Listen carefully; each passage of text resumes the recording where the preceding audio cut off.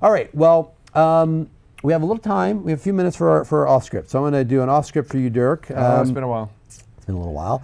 And we're not going to have a chance to do it for a while because you're heading off on vacation. That's right. Hi to Scotland. You're heading off on vacation to the land of bagpipes, haggis, and kilts. Zimbabwe. Isn't it Zimbabwe? It's Zimbabwe. You're going? No, it's Scotland. It's Scotland. Come on, you saw it already. Oh yeah. Wasn't this your wedding? We got a Piper Dune here. Piper Dune. Yeah. That was your wedding, wasn't it? That was my wedding. I thought that was. I remember that. Yeah, that's right. Well, all right. So you're going to Scotland, as we know. Right. So I want to talk to you about different cultures.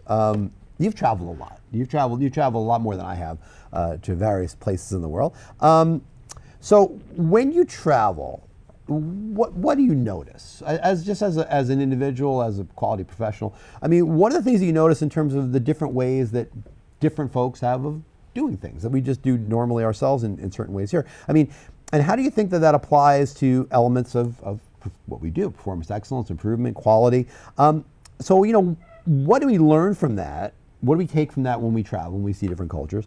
And maybe not even nationally, but what do we do when we see different companies that we work with, what their cultures are like, our partners or our suppliers, or even within a company, different departments in our company, the different cultures, because they can all have their own little spins on how the culture flows.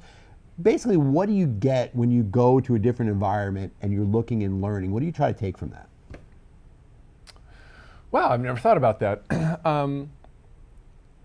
I don't think I actively thought about it, but I do know that both coming back and talking about, let's say, a trip to another country, or coming back, from a trip to a company. Yeah. That very often it does come up in discussion. Did you see how they did this, or did you see how they did that?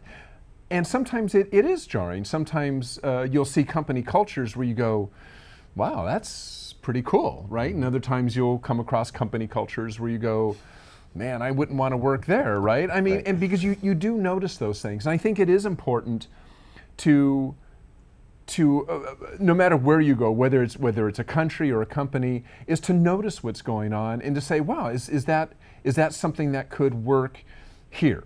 And by here, that could mean in our country, or is that something that could work at our company? I mean, what did I like about that corporate culture that I saw at this organization? What's going on there that I think is really cool? What vibe am I picking up from the employees? Because I'll tell you, some companies, the vibe from the employees is just like, wow, this may be a awesome place to work because everybody seems to love their job. Everybody seems to cooperate, on and on. You're going, what are they doing right? Mm-hmm. And sometimes it makes me think about that. It's like, what's the secret sauce they got going there? Because, man, this seems like a happy group of people. Right. Mostly Canadians. That's Scots people from Scotland. Yeah, because I think that you're right. I think that you go, or even go to a trade show. I mean, I go to, like, we're going to IMTS next month. I mean, you go to a trade show and you walk along the different booths and you just see the way that various vendors present what they're doing, and you take ideas from that. And like you say, sometimes you look at it, you say, oh, well, that's maybe not for us, or maybe we need to be thinking about something like this. The ideas that you can generate from that are really important. To me, culture has become such a this buzzword, and it almost has become so prevalent that it's almost dismissed. But to me, it's really important to keep on bringing it back to culture, because it really is a foundational principle of what it means to be excellent. To have performance excellence and quality in everything you do it starts with a culture, and it's top down and it's bottom up too. But many times in a country, it starts from the executive president or the prime minister or whatever it may be. And in a company, it starts with the CEO, the COO, and those folks. So, I mean, you need to be mindful, I think you're right, of what you're seeing and try to bring it home if you can. So I'm going to give you that assignment. When you're in Scotland, see if there's anything that you notice that you want us to bring forward here in America or Quality Digest. There you go. Did you wear a kilt at your wedding? Yes, I did. You did. I thought you did. I did wear a kilt at my wedding.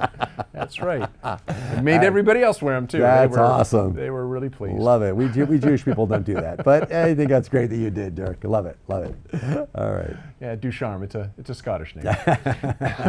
You're very Ducharme.